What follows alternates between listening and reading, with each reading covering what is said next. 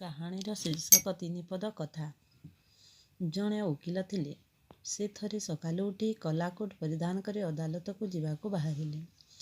ସେ ଗୋଟିଏ ରିକ୍ସାରେ ଯିବା ପାଇଁ ରିକ୍ସାବାଲାକୁ କହିଲେ। ରିକ୍ସାବାଲା 15 ଟଙ୍କା ନେବା ପାଇଁ ବାଧ୍ୟ କରିବାରୁ ସେ ଦେବି କହି ରିକ୍ସାରେ ଗଲେ। ଯିବା ବାଟରେ ରିକ୍ସାବାଲା କି ଓକିଲ କେହି କିଛି କହୁନଥିଲେ। ଏଣୁ ରିକ୍ସାବାଲା କହିଲା, ଆଜ୍ଞା, ଆମେ ତ ମଣିଷ ଜାତି, କିଛି କଥା ହେଉ। ଏଣୁ ଏବେ ଓକିଲ କହିଲେ, ମୁଁ କିଏ ଚିହ୍ନି ନାହୁଁ? ମୋର ଗୋଟିଏ କଥା କହିଲେ 5 ଟଙ୍କା ଖର୍ଚ୍ଚ ହୁଏ।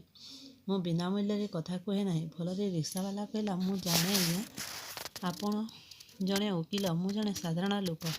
ଆଚ୍ଛା, ଠିକ୍ ଅଛି, ଯଦି ତୁମେ ଯେତେ ପଦ କଥା କହିବ ମୁଁ ସେତୋଟି 5 ଟଙ୍କିଆ ନୋଟ୍ କାଟି ଦେଇଯିବି।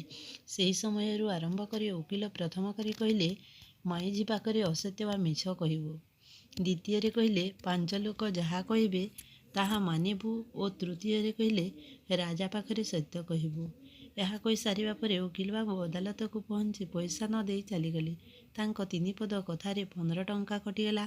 ରିକ୍ସାବାଲା ଭାବୁଥିଲା ସେ ଖିଆଲ କରୁଛି, ମାତ୍ର ସେ କିଛି କହିଲା ନାହିଁ ଏବଂ ଚାଲିଗଲା। ଭାବିଲା, ଦେଖୁଁ ଓକିଲ କହୁଥିବା କଥା କେତେ ଦୂର। ତାପରେ ଯାଉଁ ଯାଉଁ ରିକ୍ସାବାଲା ଦେଖିଲା ଯେ ନିଜ ଗ୍ରାମରେ ଭିଡ଼ ଜମିଛି। ସେ ଯାଇ ଦେଖିଲା ଯେ ସେ ଗାଁରେ ଥିବା ବାବାଟି ମରିଯାଇଛନ୍ତି। ଏଣୁ ତାଙ୍କୁ ଫୋପାଡ଼ିବା ନିମନ୍ତେ ବିଚାର ଚାଲିଛି। ଲୋକେ ଅଧା ବାଟରୁ ତାଙ୍କୁ ଦେଖି କହିଲେ, ସେଇ ତ ରିକ୍ସାବାଲା ଆସୁଛି, ଆମେ ତାକୁ କହିବା ସେ ରିକ୍ସାରେ ଶବଟାକୁ ଫୋପାଡ଼ି ଦେବ। ଏଣୁ ରିକ୍ସାବାଲାକୁ ଓକିଲର ପ୍ରଥମ କଥାକୁ ମନେ ପକାଇ ହଁ କଲା ଏବଂ ରିକ୍ସାରେ ନେଇ ଟିକିଏ ଗାତକୁ ଫୋପାଡ଼ିଲା। ଦେଖିଲା ଯେ ପକାଇବା ସମୟରେ ଝନ୍ ଝନ୍ ଶବ୍ଦ କଲା। ସେ ଦେଖିଲା ଅନେକ ଟଙ୍କା ଅଛି। ଏଣୁ ସେ ସବୁତକ ନେଇ ଘରକୁ ଗଲା। ଭାବିଲା, ଓକିଲର ଗୋଟିଏ କଥାରେ କେତେ ଲାଭ ମିଳୁଛି। ଘରକୁ ଯାଇ ତାର ସ୍ତ୍ରୀକୁ କହିଲା, ତୋର କ'ଣ କ'ଣ ଆୟ ଅଲଙ୍କାର ଦରକାର, ଚାଲ କିଣିବୁ। ତାର ସ୍ତ୍ରୀ ପଚାରିଲା, ଏତେ ଟଙ୍କା କୋଉଠୁ ଆଣିଲ?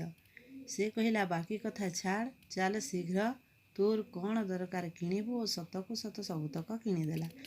ଆରଦିନ ଅଲଙ୍କାର ସବୁ ପିନ୍ଧି ସାଙ୍ଗ ମେଳରେ ବାହାର ଆଡ଼େ ଯିବାବେଳେ ସମସ୍ତେ ତାଙ୍କୁ ଅଲଙ୍କାର ବିଷୟରେ ପଚାରି ହଇରାଣ କରିବାରୁ ସ୍ତ୍ରୀ ବାଧ୍ୟ ହୋଇ ପଚାରି କହିବ ବୋଲି କହିଲା। ଘରକୁ ଆସି ନିଜ ପତିକୁ ସବୁ କହିଲା। ଏଣେ ରିକ୍ସାବାଲା କରିବ କ'ଣ? ସେ ତାକୁ ଅନେକ ପ୍ରକାରେ ଠକିଲା, ହେଲେ ସେ କହିବାକୁ ବାଧ୍ୟ କଲା। ଏଣେ ରିକ୍ସାବାଲା କରିବ କ'ଣ? ସେ ଓକିଲର ଦ୍ୱିତୀୟ କଥା ମନେ ପକାଇଲା। ମାଇଝିକୁ ମିଛ କହିବ। ସେ କହିଲା, ଝାଡ଼ା ଯିବା ଆଗରୁ 2 ଗିଲାସ ଅରଖ ଗୁରସ ପିଇଲେ ଟଙ୍କା ମିଳେ। ଏଣୁ ଆରଦିନ ଅନ୍ୟ ସ୍ତ୍ରୀ ଲୋକମାନେ ତାଙ୍କୁ ଅପେକ୍ଷା କରିଛନ୍ତି। ଏହି ସ୍ତ୍ରୀ ଲୋକ ଆରଦିନ ଅନ୍ୟ ସ୍ତ୍ରୀ ଲୋକମାନଙ୍କୁ ପାଖକୁ ଯିବାରୁ ସେମାନେ ପ୍ରଶ୍ନ କଲେ। ଫଳରେ ସ୍ତ୍ରୀ ଲୋକଟି କହିଲା, ଝାଡ଼ା ଯିବା ଆଗରୁ 2 ଗିଲାସ ଅରଖ ଗୁରସ ପିଇଲେ ଟଙ୍କା ମିଳିଲା। ଫଳରେ ସମସ୍ତ ସ୍ତ୍ରୀ ଲୋକ ତାଙ୍କ ସ୍ୱାମୀମାନଙ୍କୁ ଅରଖ ଗୁରସ ପିଇବାକୁ କହିଲେ। ସମସ୍ତ ସ୍ତ୍ରୀ ଲୋକ ତାଙ୍କ ସ୍ୱାମୀମାନଙ୍କୁ ଯେତେବେଳେ ଅରଖ ଗୁରସ ପିଇବାକୁ ଦେଲେ, 10-15 ଜଣ ଲୋକ ମୃତ୍ୟୁବରଣ କଲେ, ଯାହାକି ଦୁଃଖର ବିଷୟ ହେଲା। ସ୍ତ୍ରୀ ଲୋକମାନେ ପୋଲିସକୁ ଖବର ଦେଲେ। ପୋଲିସ ଆସି ସ୍ତ୍ରୀ ଲୋକକୁ ଡକାଇଲେ। ସେମାନେ କହିଲେ, ସିଏ କହିଲା, ସିଏ କହିଲା। ଶେଷରେ ସେମାନେ କହିଲେ, ରିକ୍ସାବାଲାର ସ୍ତ୍ରୀ କହିଲା। ପୋଲିସ ତାକୁ ଡକାଇବାରୁ ସିଏ କହିଲା, ମୋର ସ୍ୱାମୀ କହିଲେ। ଏଣୁ ପୋଲିସ ରିକ୍ସାବାଲାକୁ ଥାନାକୁ ନେଇଗଲା। ଶେଷରେ ଯେତେବେଳେ ଲୋକଟି ଥାନାକୁ ଗଲା, ତାର ଓକିଲର କଥା ମନେ ପଡ଼ିଗଲା। ସେ ତୃତୀୟ କଥା, ରାଜାଙ୍କୁ ସତ୍ୟ କହିବୁ କଥାଟି ମନେ ପକାଇଲା। ଯେତେବେଳେ ଲୋକଟିକୁ ସବୁ କଥା ପଚରାଗଲା, ସେ ଓକିଲ ତାର ଘଟଣା ସବୁ ବର୍ଣ୍ଣନା କଲା। ଫଳରେ ତାକୁ ପୋଲିସ ନିର୍ଦ୍ଦୋଷରେ ଖଲାସ କରିଦେଲା। ଜୀବନରେ ଏମିତି ବି କଥାକେ ନୀତି ଶିକ୍ଷା ମିଳିଥାଏ, ଯାହାକି ବିପଦ କାଳରେ ସହାୟକ ହୋଇଥାଏ। ରିକ୍ସାବାଲାଟି 15 ଟଙ୍କା ବଦଳରେ 3ଟି କଥା କିଣିଥିଲା, ଯାହାକି ତାକୁ ଉନ୍ନତ ହେବାରେ ସାହାଯ୍ୟ କଲା। ଜୀବନରେ ଟଙ୍କା ବଡ଼ ନୁହେଁ, ବଡ଼ ଅଟେ ନୀତିବାଣୀ।